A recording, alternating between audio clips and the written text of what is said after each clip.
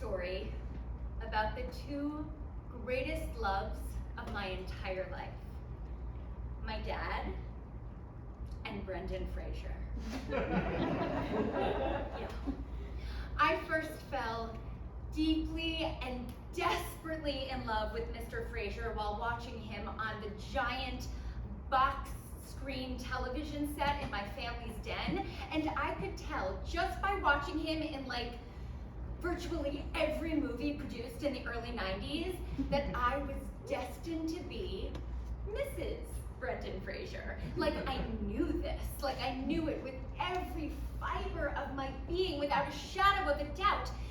The only thing I couldn't quite work out was how we would meet in real life.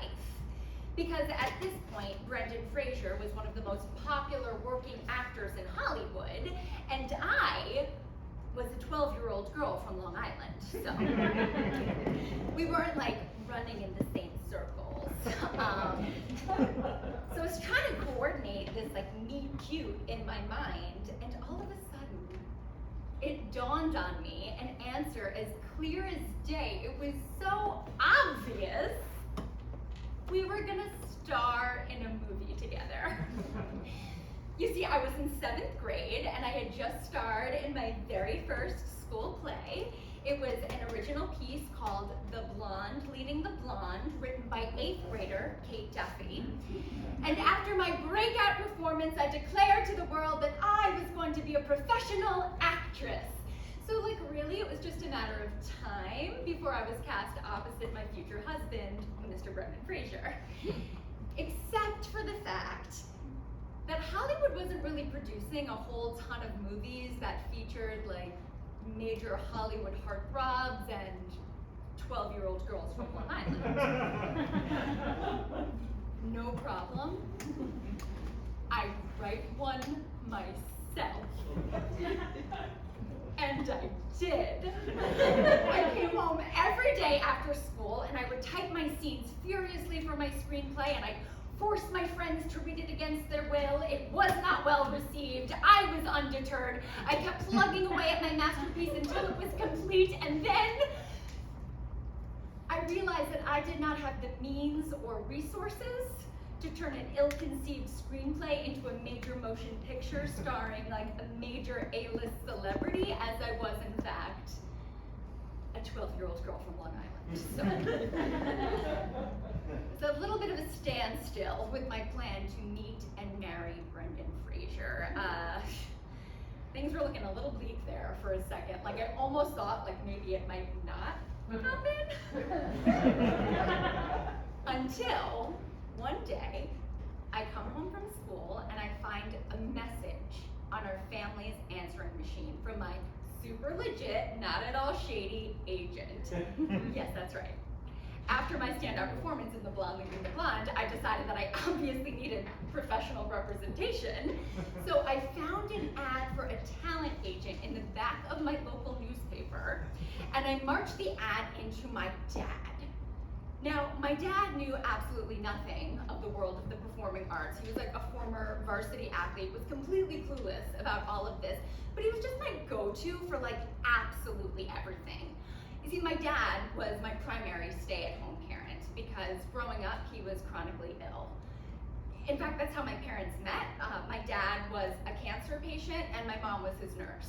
So, like all through my childhood, it was not an uncommon thing for dad to just be in and out of the hospital sometimes. And then there was just one year where after an extended hospitalization, he stopped commuting into the city for work and he was home full time with the kids. So it was dad who was the one who was around for like school drop-offs and pickups. He would come with me on class trips or like show up as a random bus monitor, which in retrospect was totally hilarious. Because in all of these scenarios, it was always like a group of bougie, like stay-at-home moms with like their perfect hair and nails, and my dad, who just rolled up everywhere in like a pair of Champion sweatpants and this knit cap from his alma mater, Villanova, that was literally so old the pom-pom had fallen off, and there were just like these 3 tiny navy threads. It's like classic dad, you know, like always a little bit of a fish out of water, but also always giving absolutely zero fucks about that whatsoever, right? He just didn't care. He did care, however, very much about helping his youngest child pursue her passions. So even though he had absolutely no idea what he was doing, he calls the guy from the paper, he takes me into the city for the meeting, he brings me back to get the fancy headshots, and he was equally pumped to hear the message on the machine from said agent stating that I had booked my very first professional acting job. Yeah, I was gonna get paid 50 whole American dollars to be an extra at Coney Island for a feature film called The Scout, starring Albert Brooks and Brendan Fraser. I know, it's happening, I'm sweating. Okay, so the shoot was scheduled for the Monday after Easter Sunday. I got to miss school and everything. And early April in New York can be a little hit or miss in terms of the weather. This year, 1994, it was freezing cold. It was like 30 degrees. But the scene we were filming was supposed to take place in August, so the talent was required to wear summer clothes. So I was rocking this hot pink silk t-shirt with matching culotte shorts, white platform sneakers, Dad, as per usual, rocking the Champion sweats and the Villanova cap. And here we are at Coney Island on a real live movie set. Now, if you have never had the distinct pleasure of being an extra on a real live movie set, it is the most demeaning, demoralizing thing you can experience.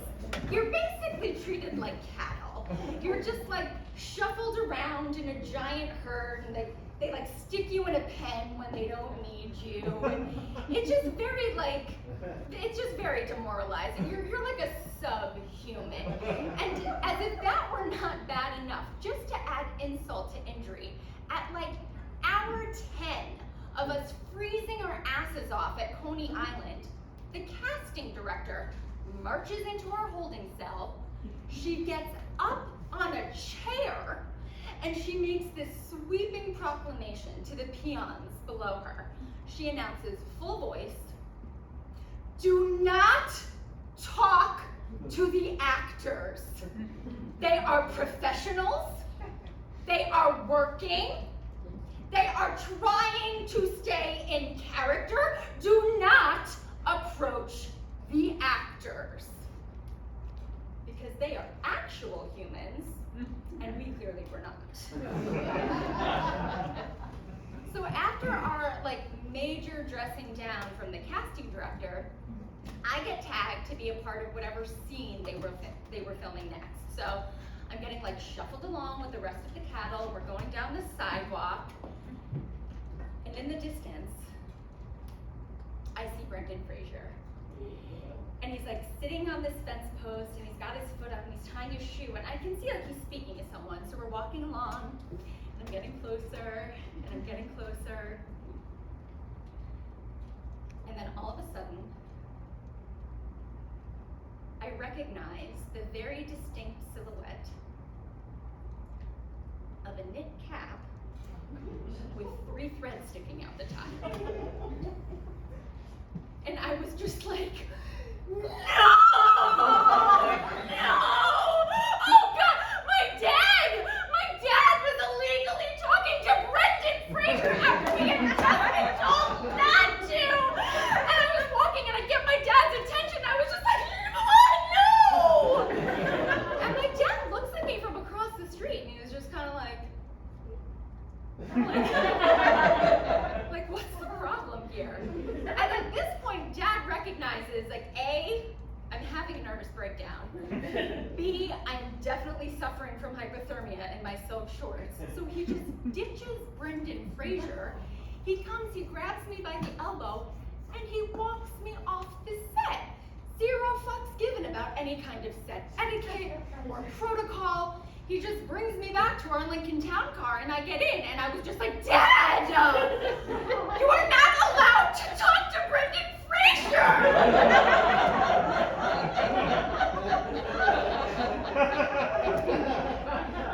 To which my dad responds, I'm allowed to talk to whoever I want.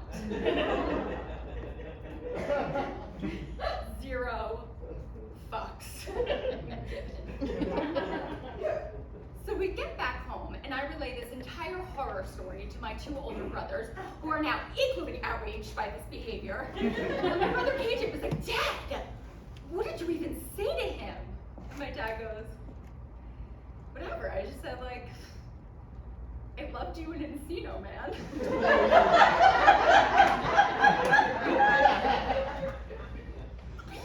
KJ was like, Dad, you didn't even see Encino, man. We were horrified by this behavior. Meanwhile, my dad is walking around like he's just the coolest kid in school, right? Like rubbing elbows with the Hollywood elite, like he is hot shit. So a few hours later, I'm upstairs, I'm getting ready for bed, and I hear my dad screaming for me downstairs. He's like, Katie, get down here! So I'm like running down the stairs, like, what's happening?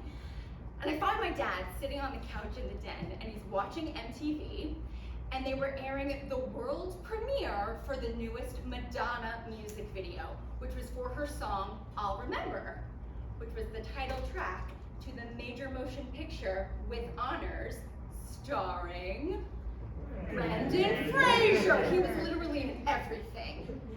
So the video is just like a compilation of scenes from the film. And my dad stares me square in the eye and he goes, hey look, my friend's on TV.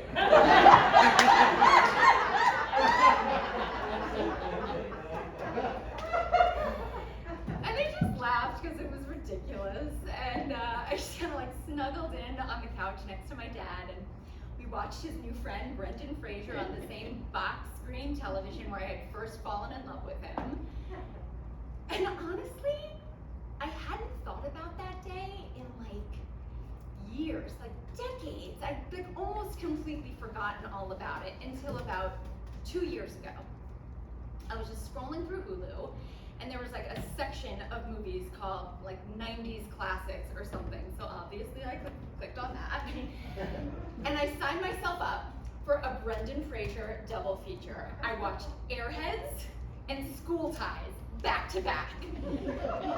And the next thing I know, it is 1994. I am 12 years old. I am just as deeply and desperately in love with Brendan Fraser as I ever have been. And all of a sudden, it just all came flooding back. All of it, the screenplay and Coney Island and the Madonna video, I just remembered it for the first time in like 2.5 decades. And I was thinking about it and I was laughing. And then I started to like piece together the timeline of all of those events. And it occurred to me for the first time in my entire life that day on Coney Island with my dad was the last thing that he and I ever did together, just us. Because 3 months later, he was gone. His health took a really sharp turn and he got really sick really quick. And he held on for as long as he could, but on the morning of July 2nd, 1994, my dad died. And I asked my mom if I could keep his Villanova cap. I still have it. You know, I really would love to meet Brendan Fraser one day, and I do. I genuinely hope I get the chance, not because like I want to propose marriage or anything, but if he asks, I am definitely still available. Just like mention it. But more than that, and honestly, I just love the chance to thank him. If I could, I'd say, hey Brendan, thanks for being really cool. and for choosing to be kind to a stranger when you definitely did not have to be. Because it was freezing cold, you were working, you had been riding roller coasters all day, you had explicitly asked not to be bothered, and my dad was definitely bothering you, and yet you still chose to be really patient and gracious and kind. And that mattered. Because I didn't know that day at Coney Island that it was going to be one of the last times where my dad was well enough to walk around all day in the cold. I had no idea that just a few weeks later I'd come home and I'd find a chair in the shower. And I'd realize my dad was too sick to stand. I didn't know that The Blonde Leading the Blonde by 8th grader Kate Duffy was going to be the only time my dad ever saw me on a stage. I didn't know any of it. And obviously, Brendan, you couldn't have known. You had no way of knowing that. But here's the thing. Looking back, I think maybe my dad might have.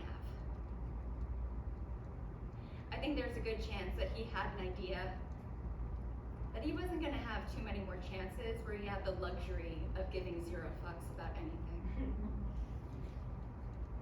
And you made him feel like the coolest kid in school. You did, Brendan. You made him feel like real hot shit, quite possibly for the last time of his entire life.